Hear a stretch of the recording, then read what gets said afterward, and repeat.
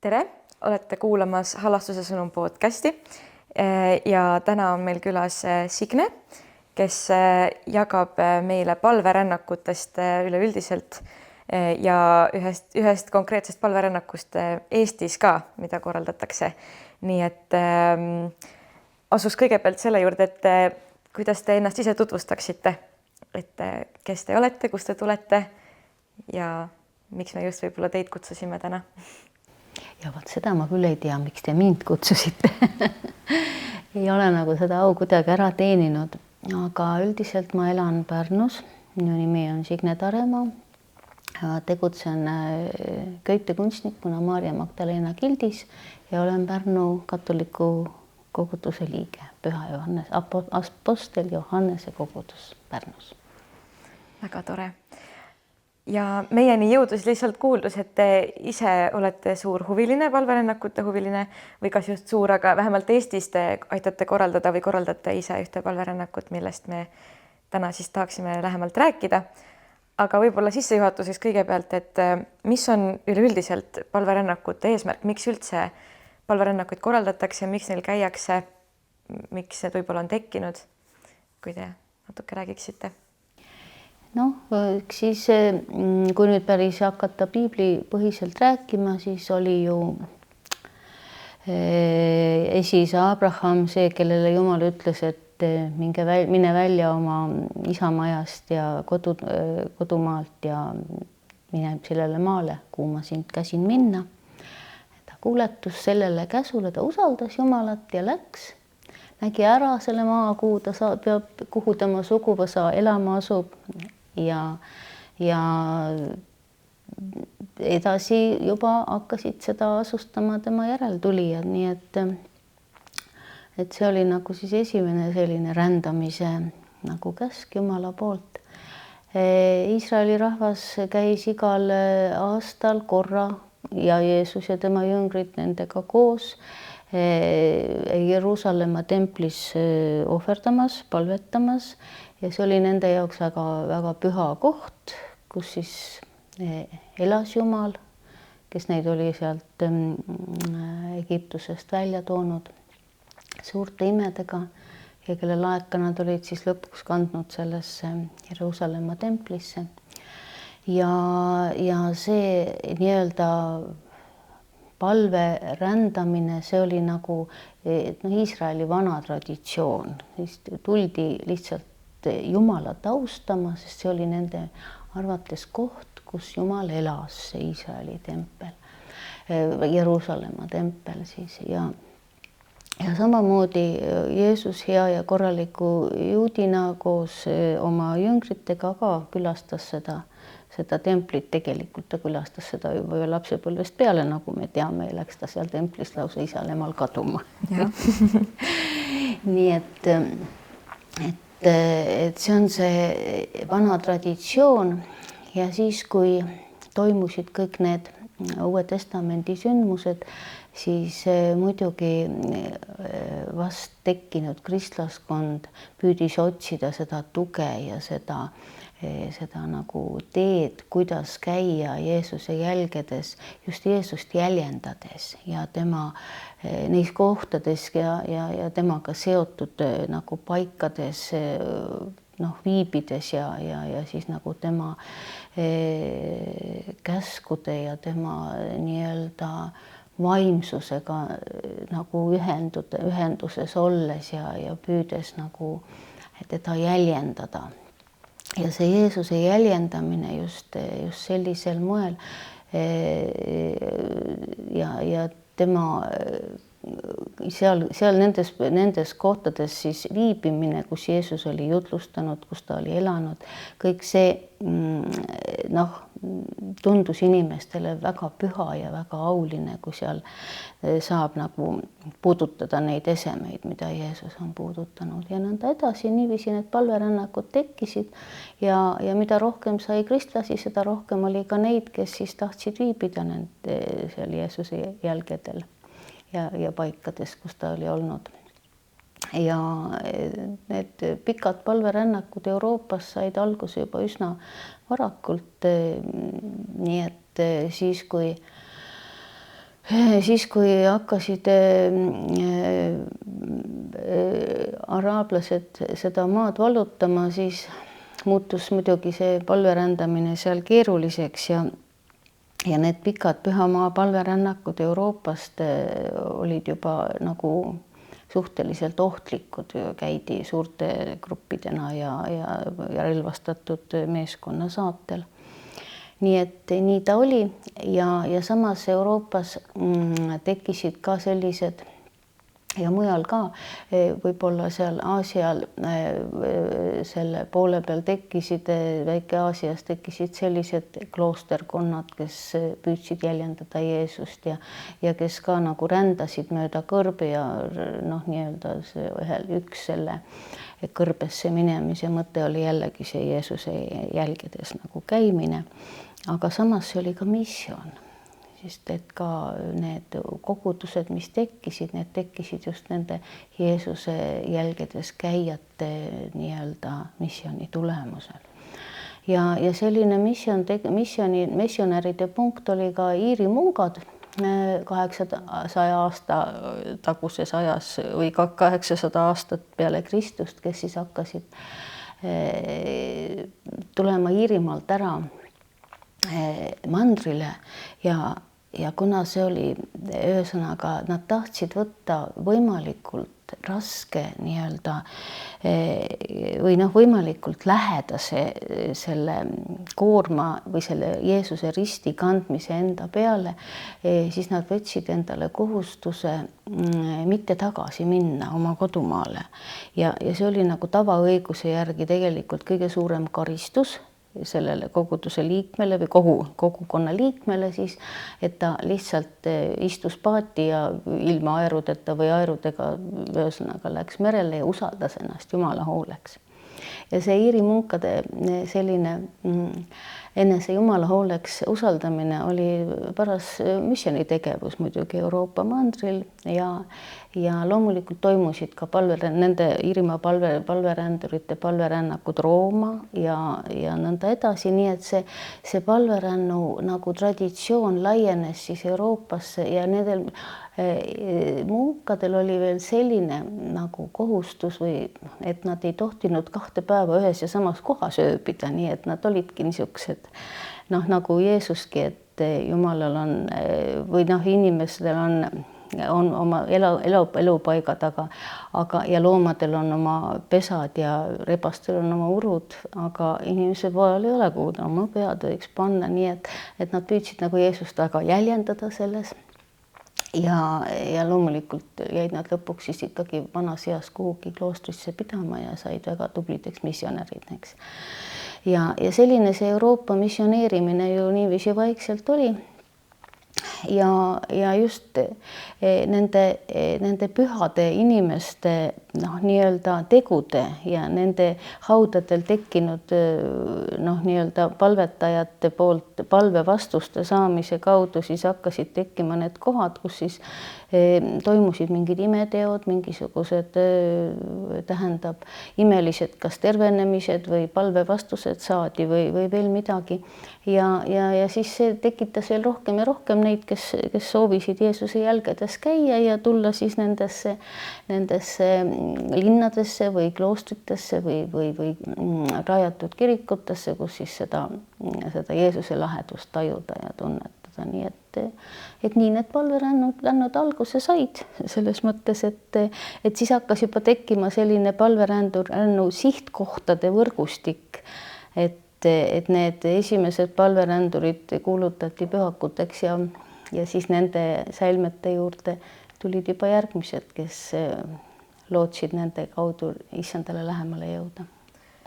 Nii et palverännu kohad siis ongi sellised sihtkohad, kus on Jeesus ise olnud või täpselt nagu te ütlesite, et mingid pühapaigad ja palverännukute eesmärk ongi neid pühapaiku külastada ja sellel või siis sellel rännakuga ka ühineda natukene Kristuse kannatusega või Kristuse eluviisiga?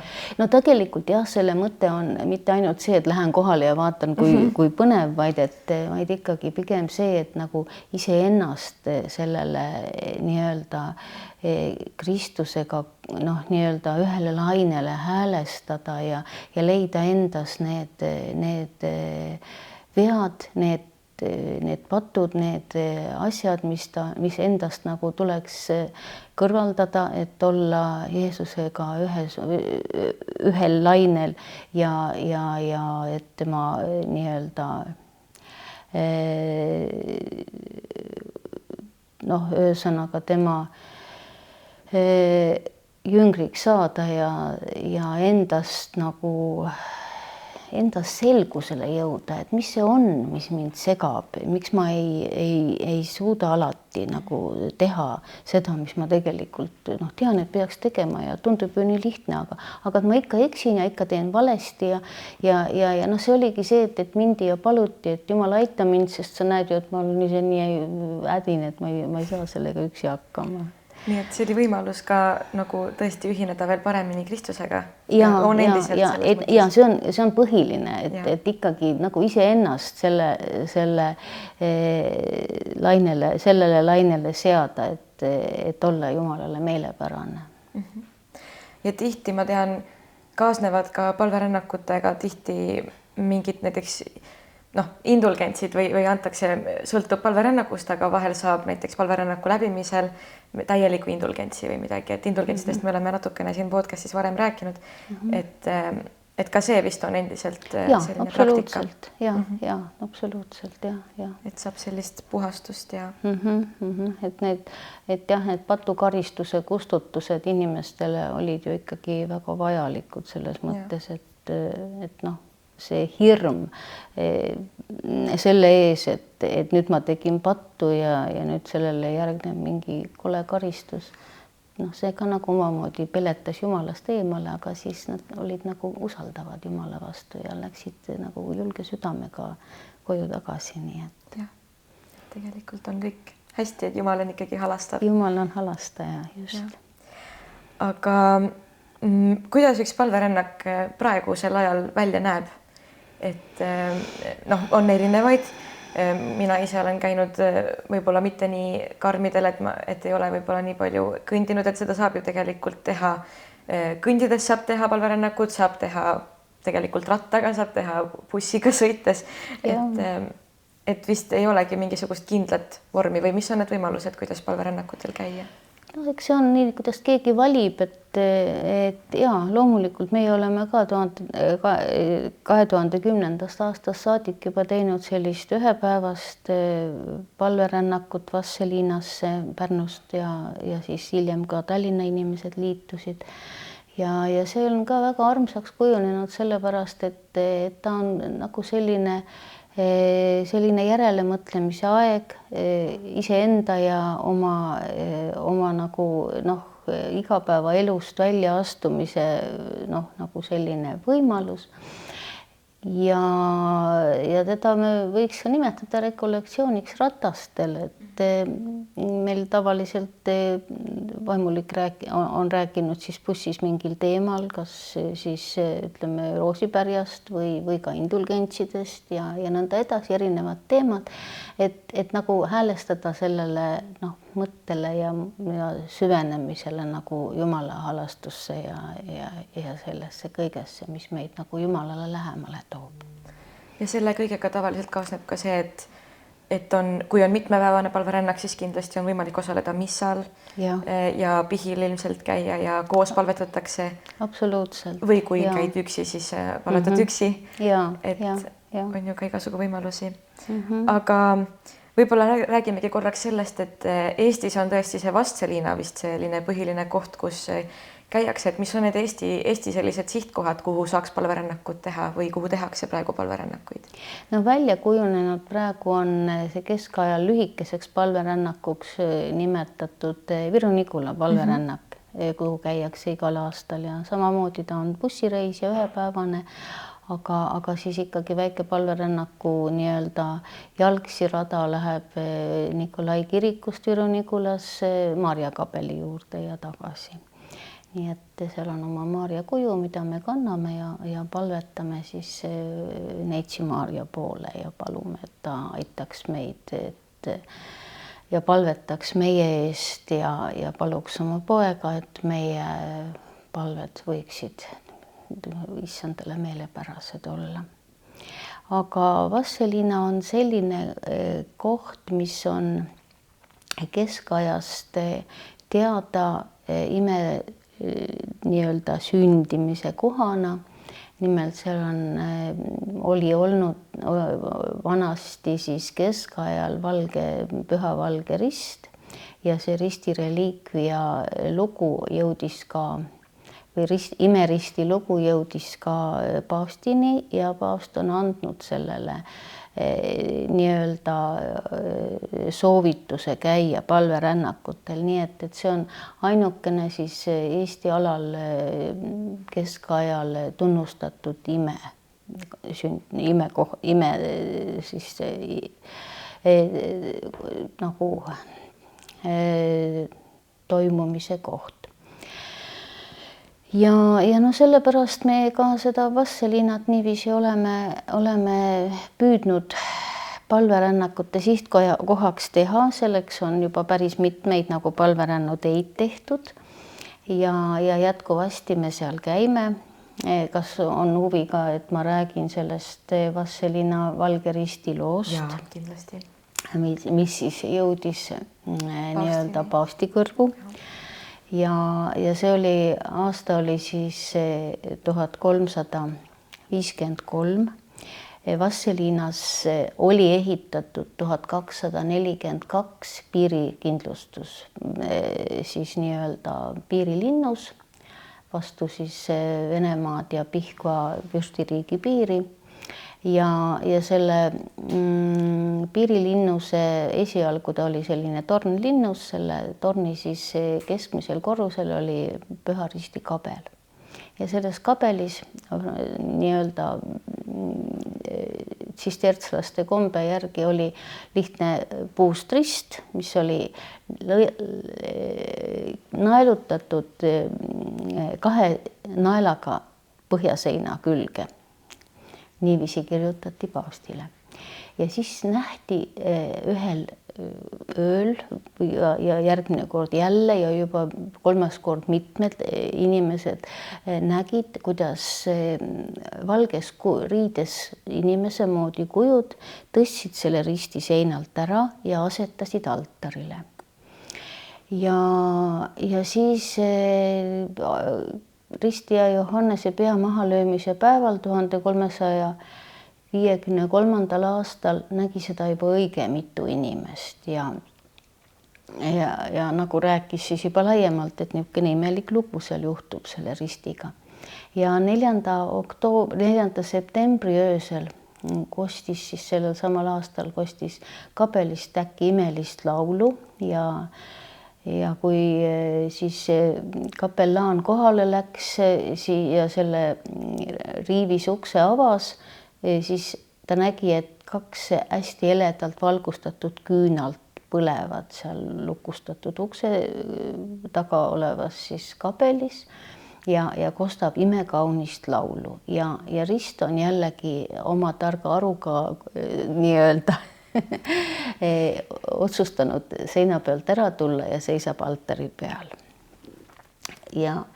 Ja seda kamandati siis vaatama kogu linnuse meeskond ja selle peale oli küll laul lõppenud, aga see rist ja need imelised küünlad olid siis seal tõesti kõigile näha ja sinna see rist siis jäigi juba nagu sellise imelise nähtusena seisma altarile.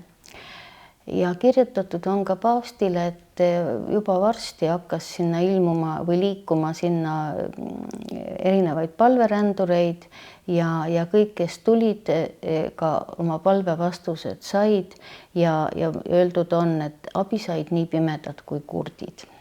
Nii et et selline imerist siis juba enne, kui 1354. aastal jutt paavstini jõudis, oli juba tekkinud selline nii-öelda palverännu traditsioon, juba ümberkaudsed inimesed olid hakanud käima seda imeristi vaatamas. Ja no vot sellise kauni imega siis see rist ennast tõestas ja loomulikult siis jäi ta sinna nii-öelda nende linnuse inimeste hoolsa valve alla, nii et teada on, et selle risti ees siis tuli lugeda tunnipalveid ja püha risti palveid iga päev ja seal pidid kogu aeg küünlad põlema, nii et see palverändurid käisid seda seal pidevalt külastamas, nii et selline oli selle püha risti esimene ime. Teine ime seondub mõned 100 aastat, vist 100 aastat oli hiljem, kui linnus imelisel moel pääses Pihkva vägede piiramisest sellega, et linnuse ülem võttis reedesel päeval talle hommikul ulatatud vibu, siis kui vaenlane viimast nagu nii-öelda vallutusrünnakut oli alustamas pärast pikka piiramist ja tulistas vibuga siis huupi ühe lasu ründavate vaenlaste sekka, mis tappis suurvürsti ja siis läksid nii-öelda vaenuväed minema.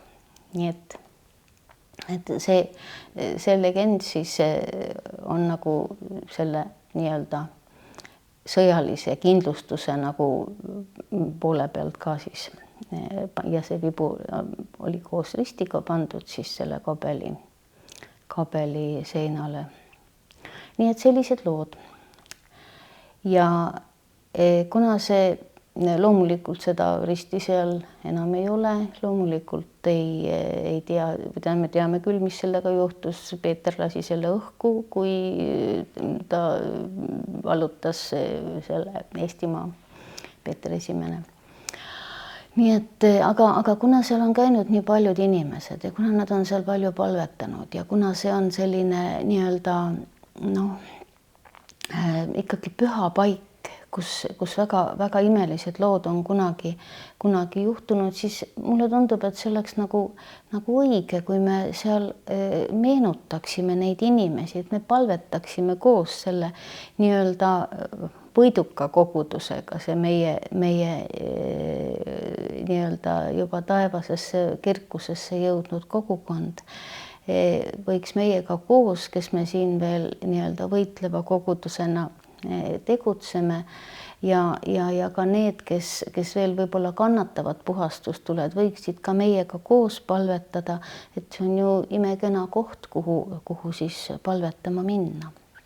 Ja me oleme seal lugenud ristiteed igal aastal, nüüd alates 2010.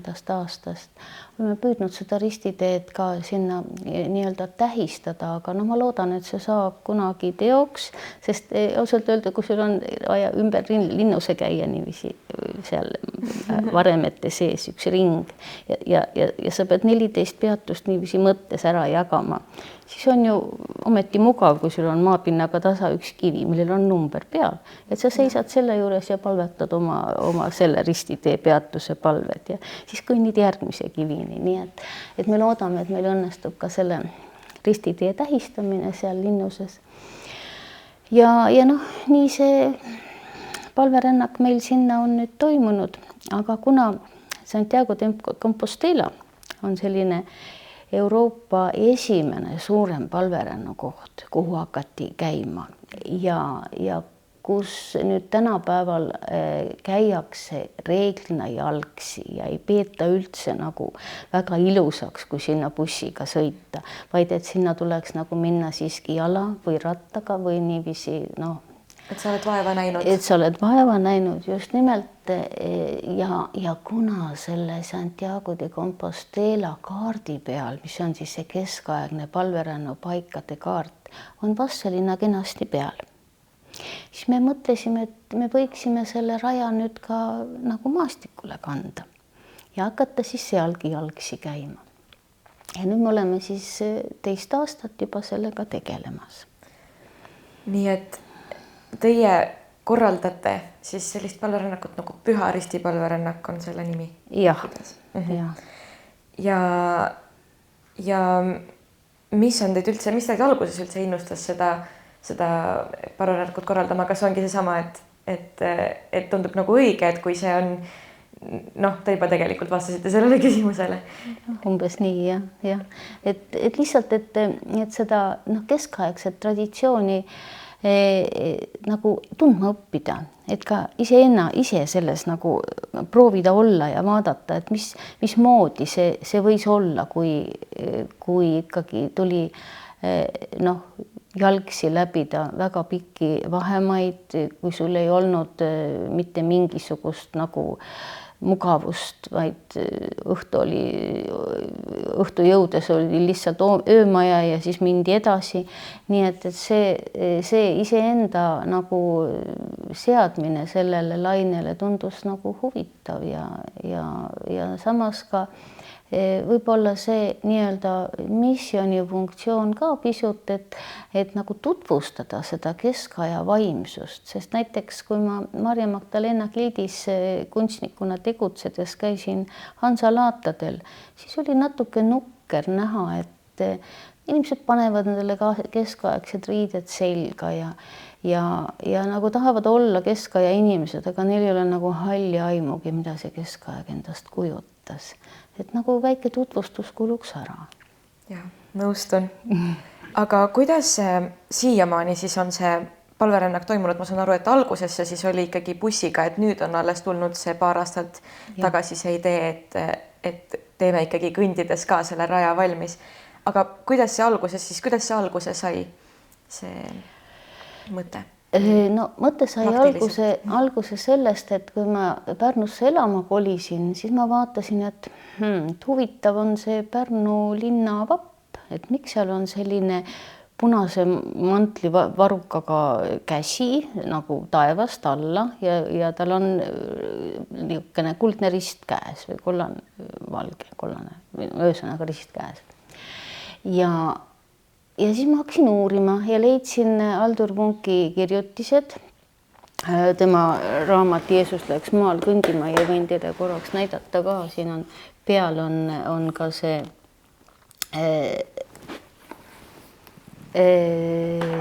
Pärnu palveränduri märk.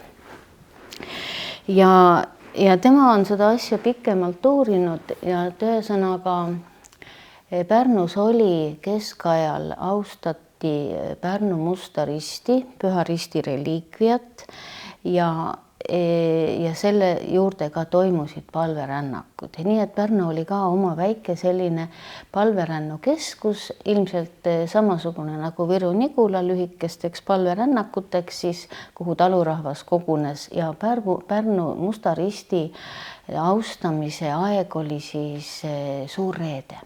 Oli see kõige tähtsam päev, kus siis toimusid nagu protsessioonid, ristitee palvused aga maarahvas kogunes juba muidugi vaiksel nädalal sinna seda risti austama. Ja ma võin rääkida ära ka siis selle Pärnu Musta Risti sünniloo, mida Aldur Munk siin selles raamatus kirjeldab. Ja see lugu oli siis selline, et 1251. aastal ehitati Pärnusse toomkirik, esimene toomkirik. See oli siis praeguse Vana-Pärnu alal, aga põhimõtteliselt alguses nimetatigi seda osa, mis on praegu Vana-Pärnu, nimetati Pärnuks. See oli ikkagi Pärnu. Ja hiljem siis juba see teise jõe kallas, see oli siis Uus-Pärnu. Teine jõe kallas oli Uus-Pärnu.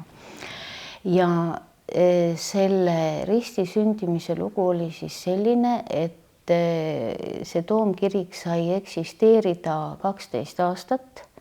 1263. aastal toimus paganlike leedulaste rünnak talvel sellele linnakesele ja see linnake rüüstati ja pandi põlema, nii et maha põletati ka siis Toomkirik, kogu linn, nii et sinna ei jäänud enam miskit järele ja see muidugi tabas väga rängalt seda väikest kristlikku kogukonda, kes seal elas. Ja nad kogunesid siis hiljem, sinna põgenesid üle jõe Komtuurilossi juurde ja sinna siis tekkis uus linnak. Aga kuna seda Toomkiriku seda risti, mis ilmselt oli siis tehtud, see Toomkirik oli siis ilmselt sisustatud tsistsetslaste nii-öelda moel, et altari kohal oli suur valge puust rist ja muud nagu altari ikooni seal ei olnudki. Ja siis, kui see Toomkirik maha põletati, siis kõige hiljem ilmselt ülestõusmispühade ajal oli protsessiooniks pühitsetud risti vaja ja siis leiti sealt selle Toomkiriku rusudest see altaririst, mis suure ja võimsa nii-öelda tammepalgist tehtud ristina oli pealt lihtsalt sööstunud, aga alles jäänud. Ja see tundus muidugi ilmselt siis kohalikule kogukonnale sellise ilmvõimatu imena, et sellises kanges ja suures tulekahjus võis rist säilida, kui Toomkirik maani maha põles. Et seda hakatigi siis nimetama Jumala käe läbi päästetud imeliseks ristipuuks. Ja sellele on vasteid ka siin raamatus. Näiteks on siin üks pilt, kus keskaegse uskumuse järgi näiteks Risti ja Johannese luid põletati 2 korda, aga ikkagi nad ei põlenud ära ja sellest nagu keskaja uskumus oligi selline, et kui see objekt ei põle tules ära, siis on tegemist imega, et see on siis nagu Jeesuse veri, mis teda kaitseb ja teda siis nimetati nagu selliseks veritsevaks ristipuuks, et see oli siis selge, et see on siis nagu seotud Jeesuse ja tema nagu meelevallaga. Nii et selline Jumala poolt siis tekitatud must rist nende arvates siis, mis päästeti sellest kahjutulest ja mis oli siis nagu lohutuseks sellele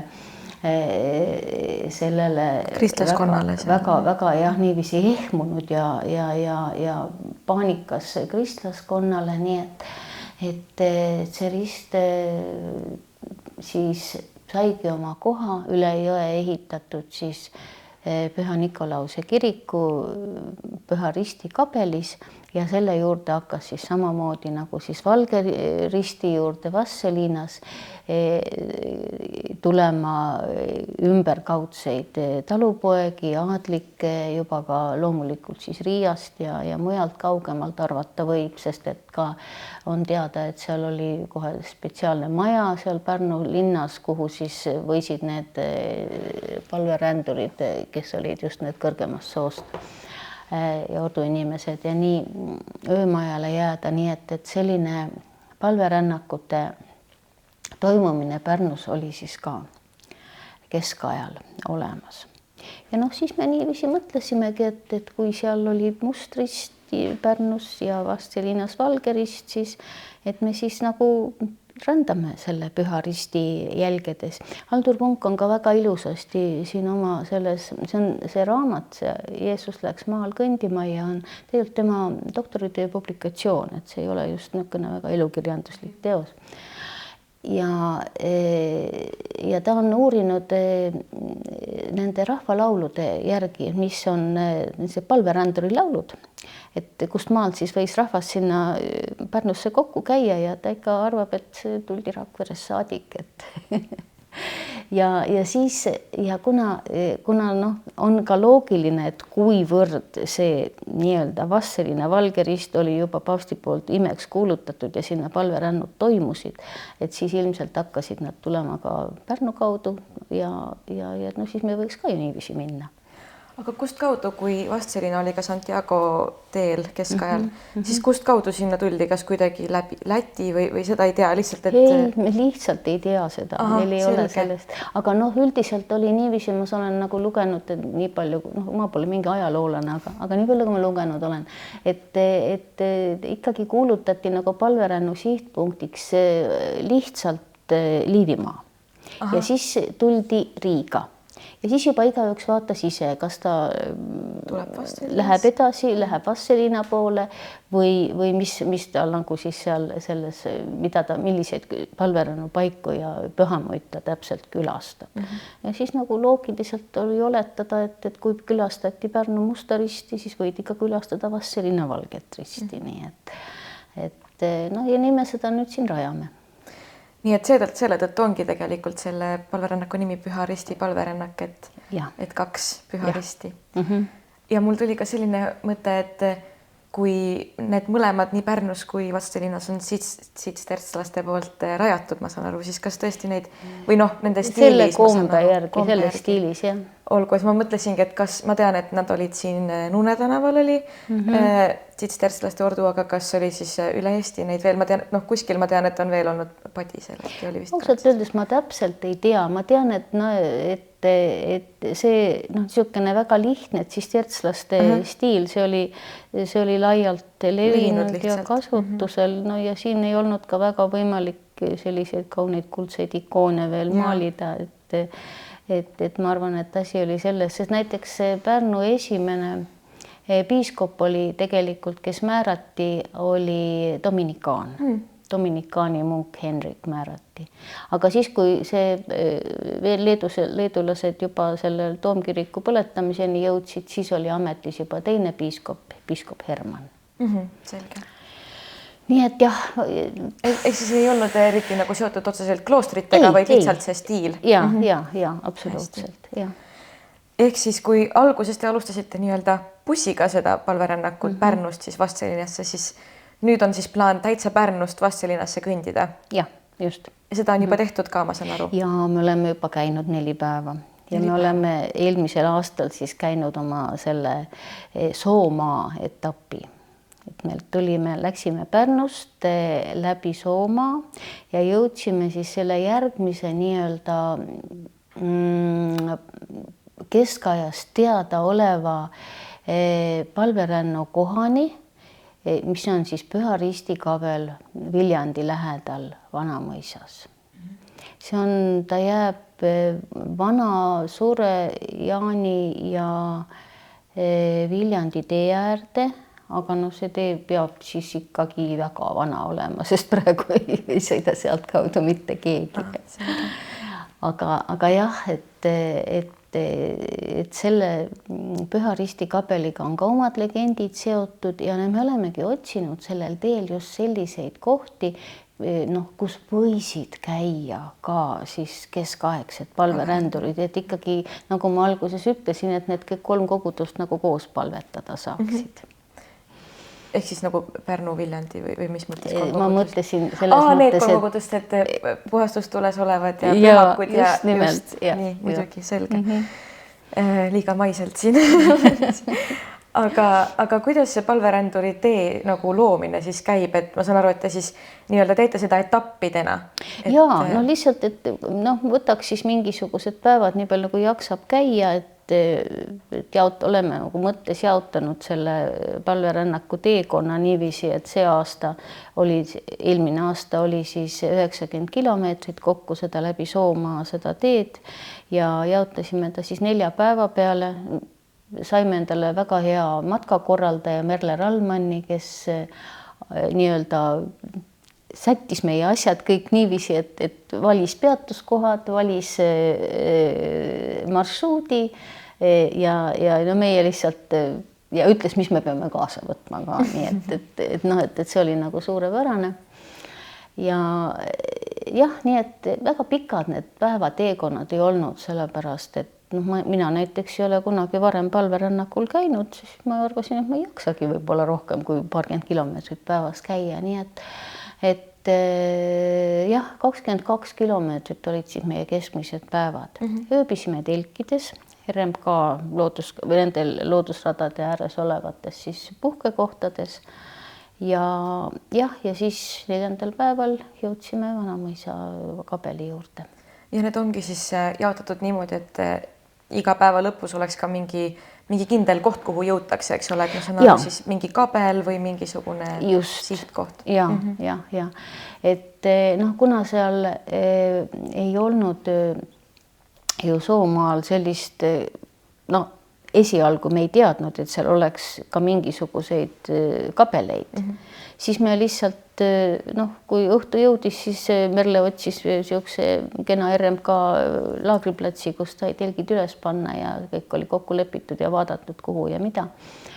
Aga nüüd me näiteks oleme juba kuulnud, et seal kusagil oli ka mingi vana kiriku või kabeliase ühe meie koguduse liikme lähedal naabrimaa peal, nii et järgmine aasta me kindlasti hakkame seda ka uurima, et seda kodulugu, et kes noortest tahab uurida, palun, õudselt vahva oleks välja uurida, mis kabel või kirikukene seal on kunagi olnud. Seal Soomaa kandis siis? Jah. Väga põnev. Et me nagu selles mõttes otsime neid vanade palverändurite jälgi natukene ka. Ja nüüd on siis etapp sealt Vanamõisast kuhu maale? Ja nüüd me läheme siis Vanamõisast Rõngu. Selge. Ja see on siis ka umbes isegi natuke vähem vist 4-päevaseks ta meil tuleb. Läheme Rõngu kirikuni. Ja kui me oleme käinud bussiga, siis on meie peatuskohad olnud ka Vanamõisa Püha Risti kabel, siis on olnud Rõngu vasallinnus oma Püha Risti kabeli nii-öelda teadaoleva kohaga, mida kabelit enam ei ole, aga ja siis oleme ka palvetanud ja missasid pidanud Rõngu kirikus ja siis juba järgmine Vastseliina. Siis nüüd, mis puutub Vanamõisasse, siis tema kohta me teame, et seal on käidud väga kaua palverännakutele, kuigi ta on tibatilluke kirik. Ta ei ole kirik, pigem võiks teda kabeliks nimetada. Aga ta on üks viimaseid, minu teada kõige viimane nii-öelda palverännakute toimumise paik, kuhu käidi palverännakutele nii-öelda tuldi ümbruskonnast sinna nagu palvetama veel 19. sajandil. 1823-24 veel kohalik pastor kurdab, et ikka tal on nagu näha, et sinna on toodud punast lõnga ja münte ja niiviisi.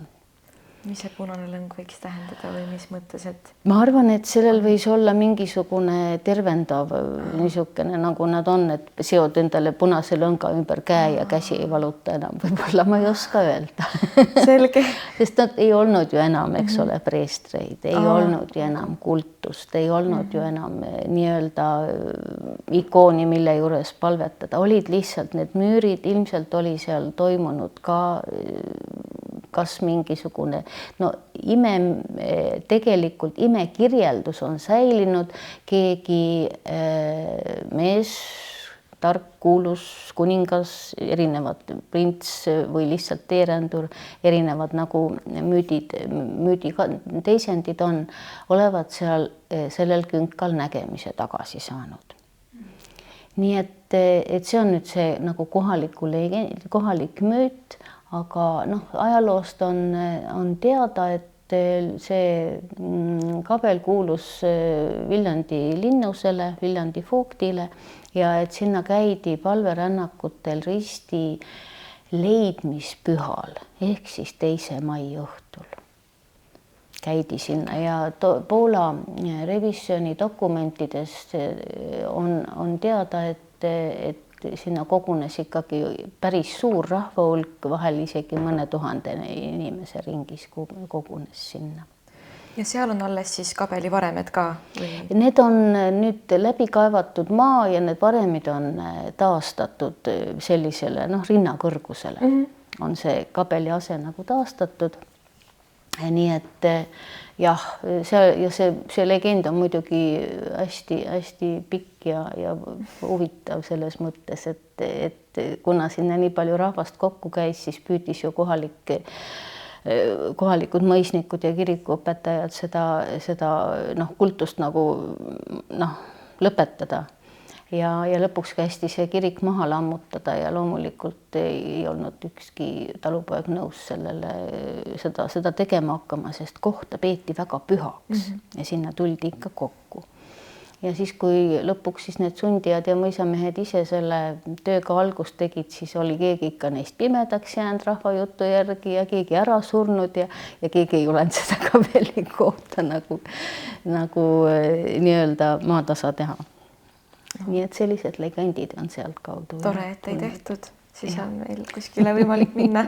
Aga see on põnev, et nii palju neid kohti ikkagi Eestis siis on tõesti, kuhu tegelikult on käidud, et üldse tegelikult ei tea. Ja.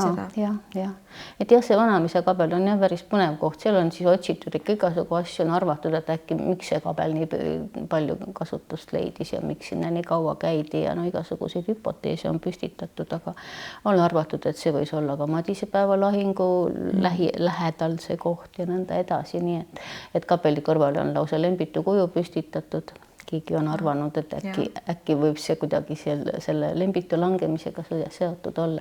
Nii et igasuguseid legendide kihistusi on sinna päris palju kogunenud. Aga jah, igal juhul me seal käime ja palvetame. Ja siis viimaseks etapiks jääks see Rõngu Vastseliina? Jah, just.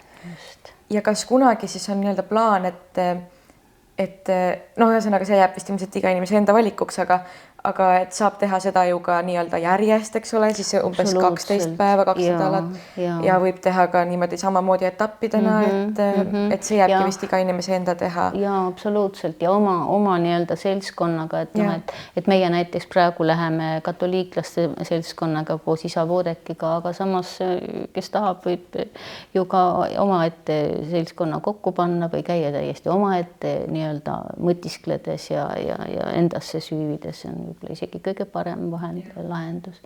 Ütlen veel nii palju, et selle tänavaastase etapi, et miks me läheme just Rõngu Vasall-linnusesse, mis on nagu Rõngu ja Vasall-linnus on nagu suht lähestikku 3-kilomeetrise vahega, siis me oleme seda Rõngu Vasall-linnust külastanud sellepärast, et sellele on antud ka omal ajal, kas oli vist 1413. aastal indulgents.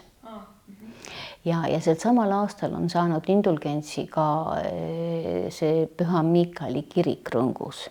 Nii et nad on nagu ka olnud vanad asjad, nad on seal olnud ja arvata on, et selle Rõngu Vasall-linnuse Püha Risti kabel, ka Püha Risti kabel on seal nagu olemas ja sellepärast me niiviisi sealt läbi läheme, on olnud ka värava ehituse kohal. Nagu sealt läks nagu see sissesõidutee nagu sinna linnusesse ja selle värava ehituse kohal oli selline kaarjas, on säilinud sellised kaarjaruumi nagu kivide jäljed ja arvatakse, et see oligi mõeldud palveränduritele nagu ööbimiseks see linnuse, see värava kohal olev kabel. Ja ta oli siis peale seda reformatsiooni, vastureformatsiooni käigus oli ta ka jesuiitide tugipunkt, see Rõngu Vasall-linnus, nii et seal on meil igasuguseid sõpru ees, kellega koos me tahame palvetada. Ja praegu teie siis ööbite ikkagi telkides tavaliselt, jah? No praegu on selline, nüüd tahakski küsida, et mis teie arvate, et meil on nagu võimalus valida ööbimine telkides ja võimalus on ka, et me saame ööbida majades. Et ma ei tea, mida eelistada, ma praegu täitsa mõtlen, et ma ei tea, kuidas teha. See on nagu planeerimisjärgus. See on planeerimisjärgus, jah. Mulle isiklikult väga meeldib see telkide idee praegu, et kui ma kuulsin, et teil see eelmine etapp oli telkides, siis see tundub kohe eriti selline ilus mõte, et saad ka veel looduses nagu olla ja niimoodi väheste vahenditega tõeliselt võib-olla natukene rohkem veel suretada või veel rohkem leida, mis on need takistused jah, just. iseenda ja Jumala vahel. Aga muidugi tegelikult ka mingid lihtsad ööbimiskohad poleks üldse võib-olla isegi pole vähem nagu suretamist soodustavad, et selles mõttes võib mõelda, aga iseenesest tundub põnev just telkides ööbida ka. Jah, sest et praegu meil on Viiratsi koolimajaga on meil kokkulepe, põhimõtteline kokkulepe, seal muidugi telkida ei ole võimalik, aga siis järgmine on juba selline koht, kuhu saaks panna ka telke üles ja siis järgmine on veel ka selline koht, kuhu saaks panna telke üles, nii et need kaks ööd nagu 3 oleks täiesti võimalik ka telkides mööda saata, nii et on täitsa mõtlemise koht, et mida me teeme. Vanainimene ütleb muidugi, et kes seda telki viitsib üles panna, ma magan parem põrandal. Aga vaat siin ongi see, et võib-olla oleks ikkagi tore ennast natuke ületada ja telk üles panna, aga see on veel otsustamisjärgus meil, et me praegu veel ei tea, nii et. Väga hea, ma küsiks veel sellist paar praktilist küsimust, sest mind hakkas tõesti huvitama, et kuidas see toimub, et kas teil on niimoodi, et kui te eelmine aasta ka telkidega käisite, kas te tassisite ise kõike kaasas või teil oli kaasas mingi buss, kes sõitis järel või kuidagi, või kas te kõndisite näiteks autotee servas või olid ikkagi mingid turvalisemad teed, et kuidas see nagu praktiliselt välja näeb, see kõndimine? Jaa, need on väga head küsimused selles mõttes, et eelmisel aastal kuna Merle selle korraldas, siis oli üsna vaheldusrikas, et kõndisime vahepeal, üsna tüütu oli, ausalt öeldes asfalti ääres kõndimine on ikka väga tüütu asi ja ma loodan, et kui vähegi võimalik ja kui me seda rada nagu edasi teeme, siis oleks hea, kui saaks nagu leida selliseid vähem käidavaid nagu teid. Mis sa veel küsisid? Et kas teil käib asjadega kaasas mingi buss või saateauto on olemas? On. Ja eelmisel aastal muidugi juhtus see, et meie saateauto juht viimasel hetkel hüppas alt ära, ütles, et tal tegelikult ei ole aega, et leidke keegi teine. Aga siis õnneks me leidsimegi teised, aga siis niiviisi, et meil igal päeval oli üks inimene, kes võttis meie asjad peale ja siis viis nad järgmisesse kohta ära. See oli isegi natukene keerulisem, ütleme, kui on telkidega, sellepärast, et kuhu sa seal RMK platsi peal need asjad siis jätad. See tähendab ikkagi autojuhile seda, et ta võtab need hommikul peale, siis ta sõidutab neid oma autos päev läbi ja õhtuks siis jõuab meiega koos sinna või toob siis meile nad sinna ära. Aga me saime hakkama ja seal oli erinevaid variante, ükskord jätsime oma asjad kuhugi heki taha selle samusegi tuttava inimese krundi juurde.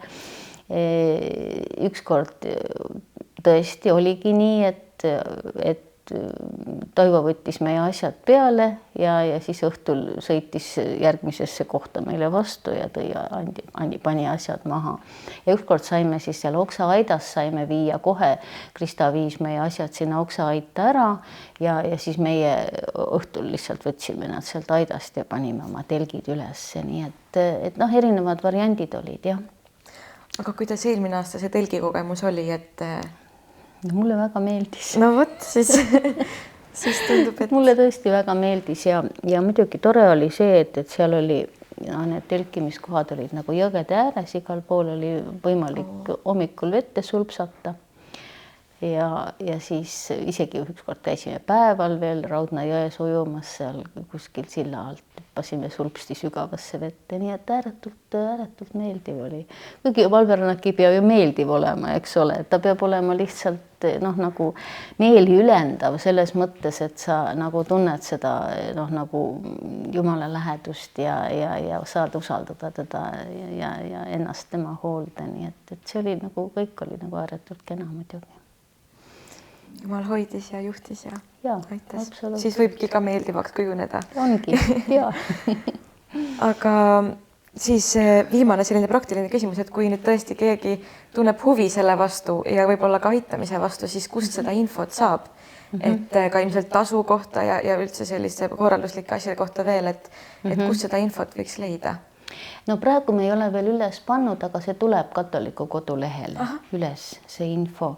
Ja praegu on seal minu meelest ka üks väike teade, et kes on huvitatud ja kes tahab kaasa lüüa, et siis saab ühendust võtta, seal on meiliaadress, et kuhu saab siis kirjutada, küsida, teha oma soovitusi, pakkumisi osalemiseks, abistamiseks ja nii edasi.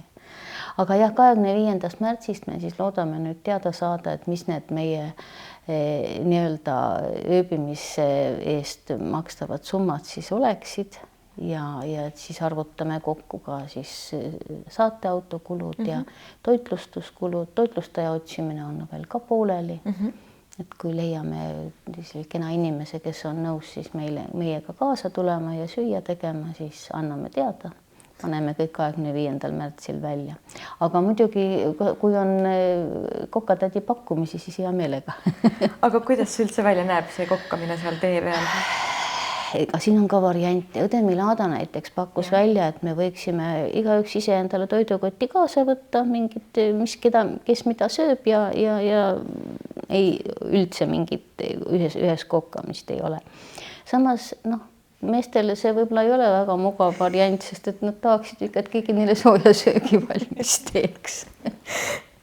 Hommikul ja õhtul, eks ole, et kui sa oled ikka päev läbi rahmeldanud ja ilm võib ju olla 30 kraadi või miinus või pluss 13 ainult, eks ole, me ei tea ja see võtab ju energiat ikkagi kõvasti. Et siis praegu on niiviisi, et Viiratsi koolis saaks üks kokkatädi süüa teha.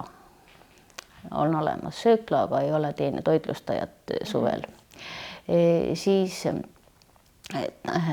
Tarvastu koguduse majas, kus on järgmine ööbimiskoht, on korralik köök. Seal võiks täiesti ka niiviisi olla, et teeme ise midagi süüa. Aga samas on see, et kui sa oled päev läbi trampinud ja maru väsinud, siis pead veel telgiga üles panema, kes see viisib süüa teha. Et oleks nagu mugav, et keegi teeks selle söögi. Seal pidi olema ka üks kohalik inimene, kes on seal retriitidele teinud toitlustamist, pole temaga veel rääkida jõudnud. Nii et neid variante on erinevaid ja nüüd, kui keegi oleks huvitatud meiega koos tulema ja siis ka kokkatädi olema, siis oleks ju suurepärane. Siis on veel võimalik lihtsalt lõkke teha ja grillvorste süüa. Ja, absoluutselt. Ja viimane koht on siis Pikasilla puhkeala. Seal on tilkimisvõimalus ja seal on mingisugune kööginurga kasutamise võimalus, aga ma ei ole ausalt isegi veel guugeldanud ega vaadanud, kuidas need välja näevad. Et võtsime lihtsalt, tõmbasime selle hinnakirja alla ja siis nüüd jätkame oma korraldamist. Sel aastal see palverännak toimub siis 17–20 august. Selge. Ja arvestasime just niiviisi, et kui Via Mariana läheb lahti niiviisi, et ta lõpetab 15.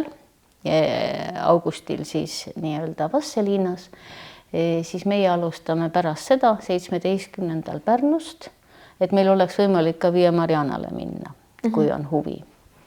Ja pärast seda 22 on Viru-Nigula palverännak, et me ka sellest ilma ei jääks. Väga hästi. Palun väga. Kui te soovite tulla palverännakule, siis võtke endal august vabaks. Praktiliselt pool augustit on võimalik sisustada palverännakutega Eestis. Ülejäänud aja saab teha palverännakuid mujal maailmas. Absoluutselt. Nii et väga tore, et neid ettevõtmisi on mitu, et tõesti on ka see Via Mariana, mis ka külastab Vasseliinat ja läheb sinna. Lõpetab siis seal. Nii et ja väga tore, et alustab siis Urvastest ja lõpetab Vasseliinas. Ja Viru-Nigulasse tullakse kokku igalt poolt. Just. See on selline... Enemello arvas, et läheks jala Rakverest. Vaatame, kas läheb ka. Vaatame, kas läheb ja kas õnnestub ja kas keegi veel liitub. Aga väga tore, et te tulite ja jagasite meiega neid nagu sündmusi, et me teaks ka ja et võib-olla keegi, kes veel pole kuulnud, siis saab ka teada ja kokkatädi otsingud siis on ka veel avatud. Nii et aitäh ja siis see meie viimane küsimus, et kas on midagi, mida te tahaksite julgustavalt öelda veel Eesti katoliiklastele, noortele katoliiklastele, et mis teil südamel on? Ma arvan, et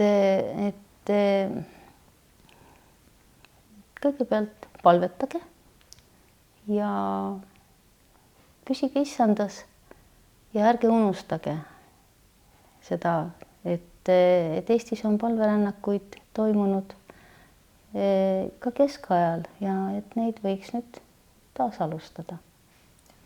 aitäh tulemast ja kohtumisteni ilmselt, võib-olla palverännakul. Loodame. Juhu.